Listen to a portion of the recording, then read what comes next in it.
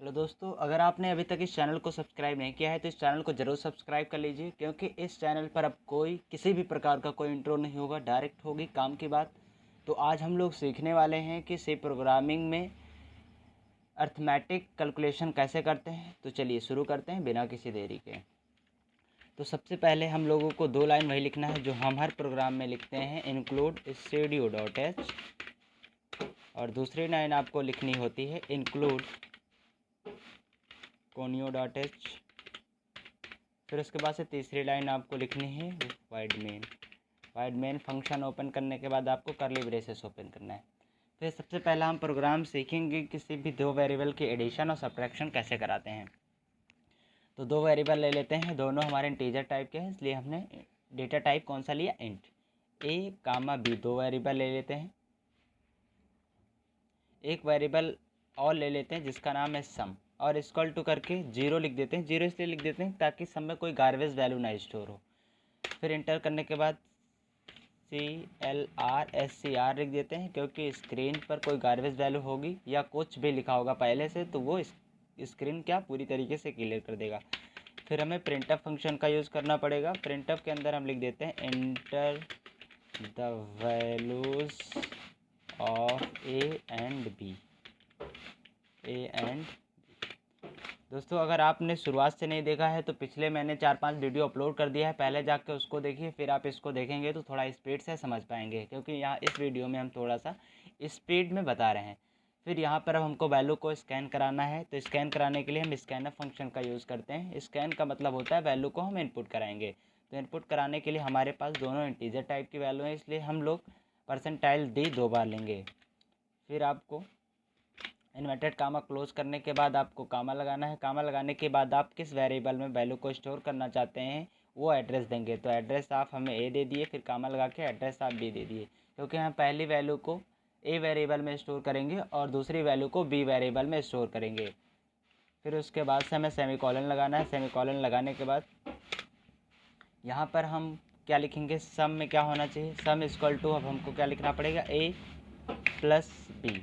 Some equal to हमें a plus b लिखना है, यानी कि हमको ए प्लस बी को ऐड करके सम में स्टोर कराना है। फिर उसके बाद से हमें सम को प्रिंट भी करके देखना है। तो यहाँ पे हम लिख देंगे सम इक्वल टू %d लिख देंगे। जहाँ पर %d लिखेंगे वहीं पर हमारी वैल्यू केवल आएगी। सम आगे लिखें चाहे ना लिखें हमारी वैल्यू आएगी, लेकिन सम हम इसलिए लिख देते हैं ताकि हमें वहाँ पर थोड़ा सा अच्छा लगे, ताकि हम आसानी से ईजिली समझ पाएँ चीज़ों को। फिर हमने इन्वर्टेड कामा लगाया, फिर कामा लगाया, हम किस वैल्यू को प्रिंट कराना चाहते हैं, सम को, तो सम लिख दिए। फिर सेमीकोलन। फिर लास्ट में हमें क्या लिखना पड़ता है, गेट सी एच इसलिए लगाते हैं ताकि कंसोल स्क्रीन पे हमारा प्रोग्राम रुक सके। फिर हमने एक कर्ली ब्रेसेस ओपन किया तो एक कर्ली ब्रेसेस हम क्लोज कर देते हैं। फिर प्रोग्राम को रन कराने के लिए आपको पता है कंट्रोल F9 का यूज़ करते हैं। तो कंट्रोल F9 हमने क्लिक किया, विदाउट एरर के हमारा प्रोग्राम रन हो चुका है। अब यहाँ पर पहले हम ए में कोई वैल्यू देते हैं, जैसे हमने 30 दे दिया, 30। फिर इंटर करने के बाद हम 20 दे देते हैं। 20 देने के बाद जैसे इंटर करेंगे तो 30 और 20 जुड़ के हमारे पास सम कितना आना चाहिए, 50। तो इंटर करते ही आप देख पा रहे होंगे हमारी सम जो आया है 50 आया है। चलिए फिर से एक बार करके देख लेते हैं। कंट्रोल F9 हमने किया, फिर यहाँ पे हम लिख लेते हैं 90, फिर इंटर करने के बाद 10 लिखते हैं। बी की वैल्यू में हम 10 दे देते हैं। देखते हैं हमारी वैल्यू आनी चाहिए 100 के, आता है कि नहीं। तो देख सकते हैं सब में 100 वैल्यू आ गया है। अब आपको हम सब्ट्रैक्ट करना सिखाते हैं। तो सब्ट्रैक्ट में आपको कुछ नहीं करना होगा, आप वेरिएबल कोई भी मान सकते हैं। हमसे यहाँ पर हम सम की जगह हम सब्ट्रैक्ट लिख देते हैं, SUB लिख देते हैं। और यहाँ पर आने के बाद आपको फार्मूले में क्या लिखना पड़ेगा, SUB, यहाँ पर A माइनस बी करना पड़ेगा। फिर आपको कंट्रोल F9 से प्रोग्राम को रन कराना पड़ेगा। कुछ एरर आ गया है, अच्छा यहाँ पर हम प्रिंट करा रहे हैं SUB को, तो SUB लिखना पड़ेगा, फिर कंट्रोल F9। फिर यहाँ पर जैसे हमने दिया 20, फिर इंटर करने के बाद हम जो माइनस करना, मान लीजिए हम यहाँ पे 5 दे देते हैं, तो 20 में से 5 अगर माइनस होगा तो हमारा आंसर कितना आना चाहिए, 15। इंटर करते ही आप देख पा रहे होंगे कि हमारा जो आंसर आया है ये 15 आ चुका है। तो दोस्तों, आप सीख पाएंगे कि एडिशन और सब्ट्रैक्शन कैसे करते हैं। चलिए, अब अभी तक हमने 2 वेरिएबल का केवल एडिशन किया था, अब हम लोग 3 वेरिएबल का एडिशन करके देखते हैं। तो 3 वेरिएबल लेने के लिए आप A, B, C लिख दीजिए।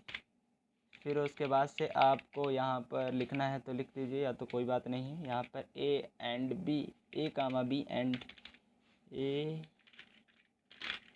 हम बी एंड सी करके लिख सकते हैं। यहाँ पर आपको एक वेरिएबल और स्कैन कराना है, तो आपको एक बार और परसेंटाइल डी लगाना है, परसेंटाइल डी।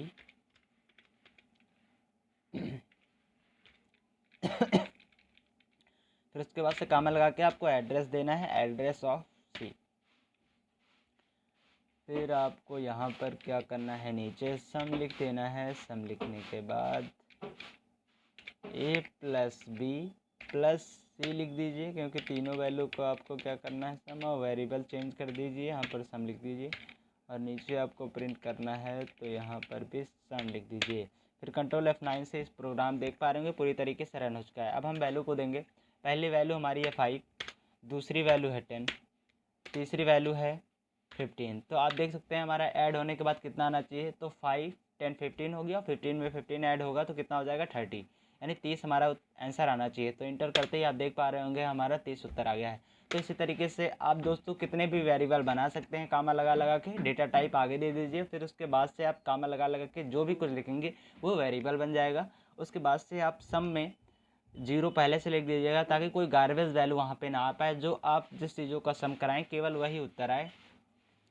फिर आप यहाँ पर स्कैनअप में ध्यान दीजिएगा कि आप कितने वैल्यू को इनपुट कराना चाह रहे हैं, उतने परसेंटाइल डी लगा दीजिएगा। उसके बाद से एड्रेस ऑफ में उतने वेरिएबल को आप रख दीजिएगा। फिर आप फार्मूला लगाएंगे, फिर उसके बाद से जिस चीज़ को प्रिंट कराना चाहते हैं उस चीज़ को प्रिंट कराएगा। हमें लास्ट में सम कराने के बाद सम को केवल प्रिंट कराना था, तो हमने सम को प्रिंट करा दिया।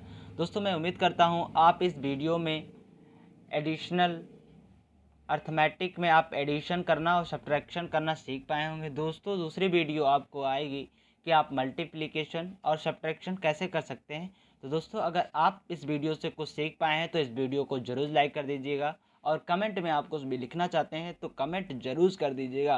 दोस्तों अगर आप इस टर्बो C++ को ऐसे नहीं क्लोज कर पाते हैं तो एक शॉर्टकट कीज होती है, आपको बता दे रहे हैं, अल्ट और एक साथ में दबाएंगे तो क्लोज हो जाएगा।